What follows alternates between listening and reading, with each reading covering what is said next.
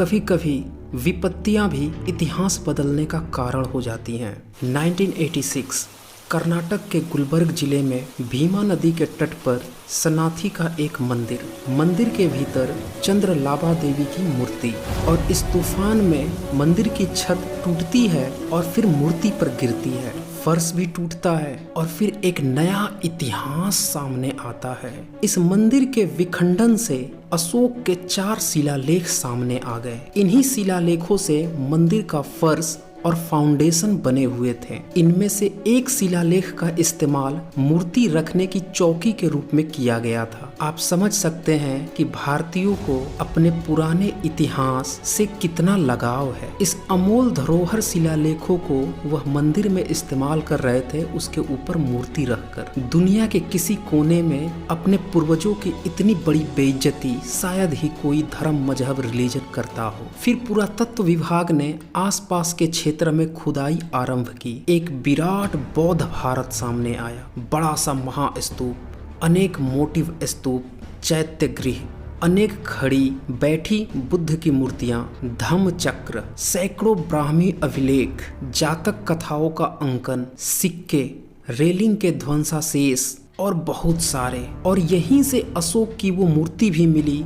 जिसके ऊपर बतौर शीर्षक दक्षिण की ब्राह्मी लिपि में लिखा था राया अशोक। लेकिन यह इतिहास की पहली घटना नहीं है। इतिहास गवाह है कि भारत के धार्मिक स्थलों की जब भी खुदाई हुई है तब वहां से बुद्ध और अशोक ही मिले हैं। जिस बाबरी मस्जिद, राम मंदिर के नाम पर भारतीय 16वीं सदी से ही एक दूसरे का लहू बहाते रहे, उसकी भी खुदाई हुई तो बुद्ध का शीर्ष ही खुदाई से बाहर निकल कर आया। इंग्लैंड के लोकप्रिय इतिहासकार चार्ल्स एलन अपनी किताब Ashoka the search for India's last emperor में लिखते हैं, भारत के जो हिंदू मंदिर सर्वाधिक प्रमुख हैं वे बुद्धिस्ट संरचना हैं। उदाहरण के तौर पे भारत के चारों कोनों में स्थित उत्तराखंड का बद्रीनाथ, पुरी का जगन्नाथ, केरल का अयप्पा और पंढरपुर का विठलनाथ में या तो बुद्ध मूर्तियों को देव छवि में या लिंग परिवर्तित किया। चंडर कर्निंघम को हम लोगों को धन्यवाद देना चाहिए जिन्होंने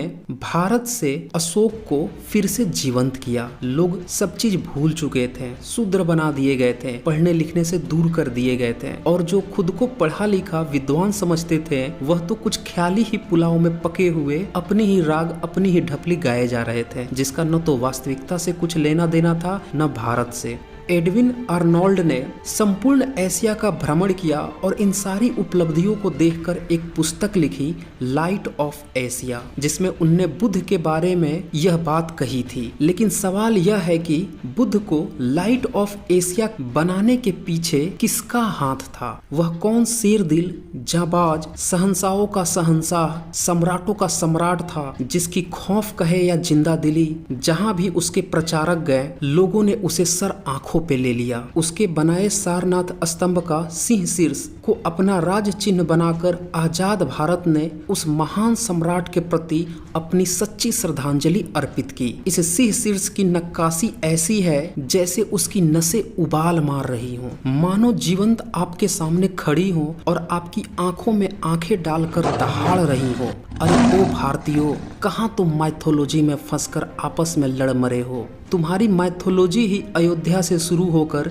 तमिलनाडु से श्रीलंका में जाकर लड़ाई करके और फिर घर पे आकर खत्म हो जाती है। यहाँ तो मेरे सम्राट को श्रीलंका जाना भी नहीं पड़ा। उनके एक बच्चे और एक बच्ची महेंद्र और संघमित्रा बिना किसी वानर सेना के ही, बिना किसी सेतु निर्माण के ही श्रीलंका गए और उनने लड़ाई भी नहीं की और पूरा श्रीलंका ही बुद्ध का हो गया। और तुम लोग इसी में फंसे हो कि सेतु किसने बनाया, तैर के गया या उड़ के गया, और फिर आस्था के गोते मार रहे हो। इस सिंह शीर्ष की दहाड़ मानो आज सारी माइथोलॉजी की बखिया उधेड़ देने को तैयार हो। अरे ओ भारतीयों, तुमने माइथोलॉजी में द्वारिका से इंद्रप्रस्थ, मथुरा, पाटलिपुत्र, हरियाणा, हस्तिनापुर, उत्तर प्रदेश में जंग लड़ी। अपनी घरेलू लड़ाई को ही लड़कर तुम लोग आपस में ही लड़ कट मरे। और यहाँ मेरे सम्राट अपने शिलालेख में लिखवाते हैं, हर समय और हर जगह पर मुझे जनता की आवाज सुनने के लिए बुलाया जा सकता है, चाहे मैं भोजन कर रहा हूँ, चाहे अंतःपुर में हूँ, मैं सो रहा हूँ या अपने उद्यान में हूँ। मेरे राज्य के अधिकारी जनता की कोई भी बात मुझ तक पहुँचा सकते हैं। सर्वलोक हित ही मेरा कर्तव्य है, सर्वलोक हित से बढ़कर कोई दूसरा कर्म नहीं। और यहाँ तुम लोग माइथोलॉजी में उसे ही पूजते हुए आस्था के गोते मार रहे हो जो अपने घरेलू प्रॉब्लम में ही लड़ कटकर आपस में ही मर गए। यह शेर की दहाड़ मानो रुकना नहीं चाहती। ये अरबियों को, ईरानियों, पाकिस्तानियों, बांग्लादेशियों और भारतीयों को भी चेतावनी दे देना चाहती हैं। अरे तुम सब क्यों अलग हो गए? क्यों भाषा, क्षेत्र, मजहब के नाम पर तुम आपस में ही आज तक कटते लड़ते मरते रहे? इधर मेरे सम्राट ने उत्तर पश्चिम में हिंदुकुश से लेकर पूरब में बंगाल तक, उत्तर में हिमालय की तराई से लेकर दक्षिण के मैसूर तक अपना साम्राज्य फैलाया, और जहां वह खुद नहीं गए वहां उनका धम्म पहुंचा, ताकि तुम सब आपस में खून न बहाओ। अपनी बुद्धि विवेक इस्तेमाल करो, एक हो जाओ, नेक हो जाओ। अगर इस धरती पर पैदा हुए हो तो एक दूसरे का सम्मान करो। इंसानियत से बड़ा और कोई मजहब नहीं, कोई धर्म नहीं। समय बदला और बहुत कुछ बदल गया। आज तो पूरा का पूरा इतिहास ही बदल गया। मौर्य काल का गौरवशाली इतिहास के बारे में कुछ विशिष्ट लोगों की राय भी सुने। मौर्य काल के बारे में मेगस्थनीज ने लिखा है कि भारतवर्ष के लोग कभी झूठ नहीं बोलते, मकानों में ताले नहीं लगाते और न्यायालयों में बहुत कम जाते हैं। मेगस्थनीज ने अपनी इंडिका में लिखा, मौर्यों के शाही महल के स्तंभों पर सोने की बेलें चढ़ी थी, चांदी के पंछियों को उन पर सजाया गया था। सोने चांदी के शाही महल सुसज्जित था। और इसके 500 ईयर्स आफ्टर चीनी यात्री फाहियान पाटलिपुत्र स्थित राजभवन को देखकर दंग रह गए थे। तब उनने इसके बारे में लिखा, शहर के बीच शाही महल और उसके हॉल पहले की तरह अब भी खड़े हैं। वह दांतों तले उंगली दबाकर आश्चर्य व्यक्त किए कि ऐसा निर्माण कार्य मानव शक्ति के बूते की बात नहीं है। अगर आधुनिक काल की बात करें तो मौर्य प्रशासन के बारे में जयचंद्र विद्यालंकार इसे डिसिप्लिन्ड शासन यानी कि अनुशासित साम्राज्य बताते हैं। रोमिला थापर ने लिखा, मौर्य शासन प्रणाली विस्तृत रूप से नियोजित की गई थी, जिसमें अनेक विभाग तथा अधिकारी थे, जिसके कार्य पूर्णतः डिफाइन कर दिए गए थे। ऐसा प्रतीत होता है कि यह प्रशासन अकबर के शासन काल में मुगल साम्राज्य के प्रशासन से कहीं ज्यादा अधिक संगठित था। सेना भी ऐसी थी कि सेल्यूकस की फौज को हारनी पड़ी, जबकि मुगल सेना दुर्बल पुर्तगाली फौज से भी हार गई थी। विश्व इतिहास की झलक में जवाहरलाल नेहरू ने प्राचीन भारत के इतिहास से स्वतंत्र शीर्षक लिखने के लिए सिर्फ 3 राजाओं को चुना है। पहले हैं चंद्रगुप्त मौर्य, दूसरे सम्राट अशोक और तीसरे हर्षवर्धन। और ये तीनों ही गैर वैदिक राजा थे। सम्राट अशोक और हर्षवर्धन तो बौद्ध सम्राट थे। मेगस्थनीज अपनी इंडिका में लिखते हैं, विदेशियों की देखरेख के लिए मौर्य काल में एक समिति संगठित की गई थी, और यह समिति विदेशियों के आवास तथा बीमार पड़ने पर चिकित्सा का इंतजाम करती थी और आखिर में सम्मान सहित सीमा तक विदाई भी करती थी। आप समझ सकते हैं, आज भारत की जो संस्कृति प्रचारित की जाती है वह मौर्य काल की ही संस्कृति थी। जिस यूनान के सिकंदर का इतिहास में ढोल पीटा जाता है, उसी यूनान का दूत मेगस्थनीज ने बताया है कि पटना में मौर्य महलों के मुकाबले फारसी साम्राज्य का सूसा तथा एक बाटन के शाही महल कुछ नहीं थे, और यह वही फारसी साम्राज्य है जो सिकंदर के अपने साम्राज्य से 40 गुना बड़ा था। लेकिन जरा ठहरिए, यह साम्राज्य सम्राटों के सम्राट के साम्राज्य के आगे कुछ भी न था। दुनिया के 52 लाख वर्ग किलोमीटर क्षेत्र में फैला और दुनिया के 33% आबादी पर शासन करने वाले इस शेर दिल सम्राट का नाम अशोक था। पश्चिमोत्तर भारत की जिस वैज्ञानिक सरहद को हजारों साल पहले सम्राट अशोक ने छू लिए थे, उसे छूने के लिए अंग्रेज तोप बंदूक लिए ता जिंदगी ललचते रहे, लेकिन छू नहीं पाए। दरअसल जिस तरह से मौर्य काल के बारे में ज्यादातर जानकारी समकालीन लेखकों जैसे कि स्ट्रॉब, मेगस्थनीज के लेखों से पता चलता है, उसी तरह से सम्राट अशोक के बारे में, मौर्य काल के बारे में जानकारी 408 ईस्वी में फहियान के भारत यात्रा के दौरान उनके द्वारा लिखे गए किताबों से मिलती है। आपको यह जानकर आश्चर्य होगा कि पूरे विश्व को जन्मदिन मनाना भी भारत ने ही सिखाया था। 408 ईस्वी में फहियान पाटलिपुत्र में मौजूद थे।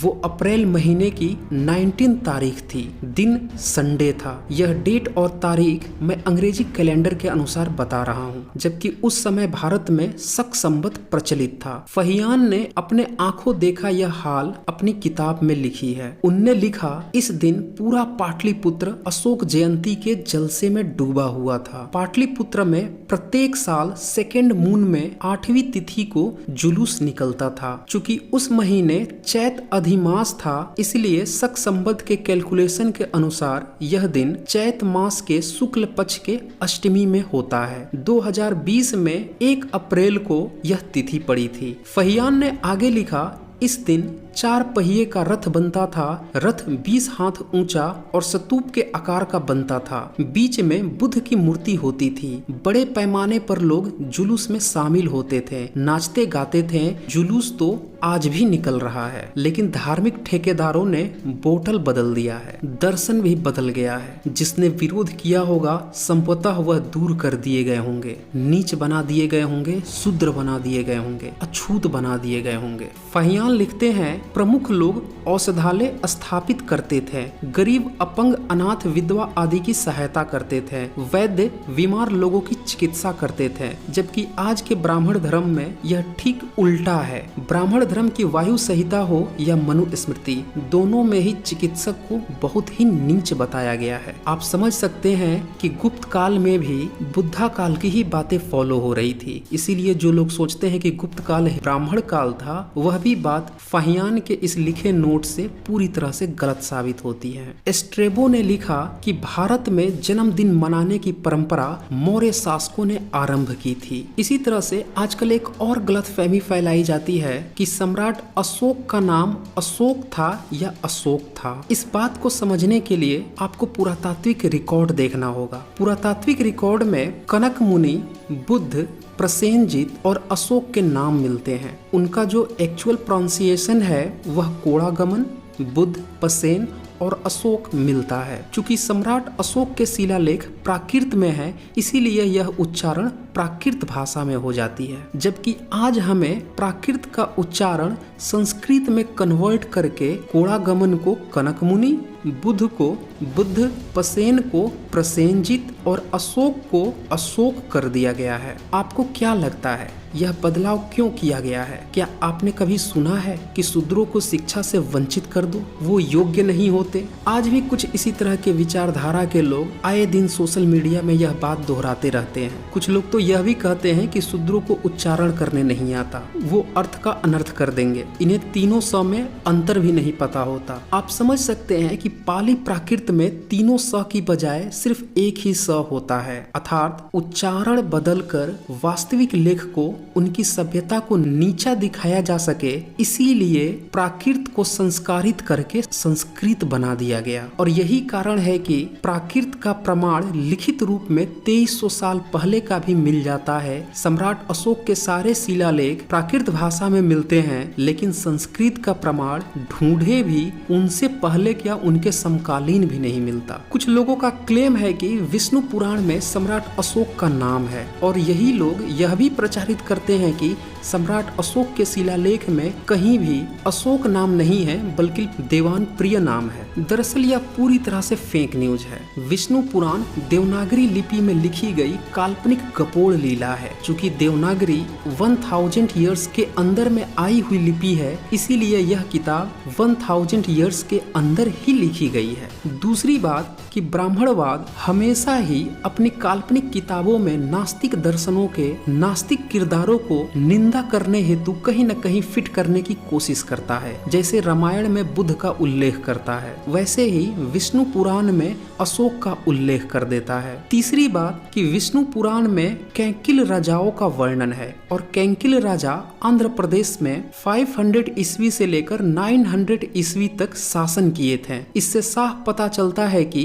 विष्णु पुराण काफी बाद में रचित किया गया है। इसीलिए अशोक को अशोक बताने का यह ब्राह्मणीकरण भी पूरी तरह से टाए फिस हो जाता है। दरअसल ऐसे कई सारे अभिलेख मिले हैं जिसमें सम्राट अशोक ने खुद लिखवाया है कि उनका नाम अशोक है। ये शिलालेख हैं भरहूत का, पिपरहवा, और तीसरा शिलालेख भी फिर भरहूत में ही मिला है और चौथा शिलालेख है मास्को का। इन सभी शिलालेखों पर सम्राट अशोक का नाम क्लियर अशोक लिखा हुआ है ब्राह्मी लिपि में। तो दोस्तों यह वीडियो आपको कैसा लगा इसका जरूर फीडबैक दें और आगे की वीडियो में मैं कुछ और बहुत ही इंटरेस्टिंग पॉइंट लाने वाला हूं जो गलतफहमियां फैलाई गई है सम्राट अशोक के बारे में और भारतीय इतिहास के बारे में, शिलालेखों के घालमेल के बारे में। तो दोस्तों इस वीडियो को ज्यादा से ज्यादा शेयर करें ताकि सभी लोगों को इतिहास के ब्राह्मणीकरण के घालमेल का पता चल सके। तो आज बस इतना ही, धन्यवाद।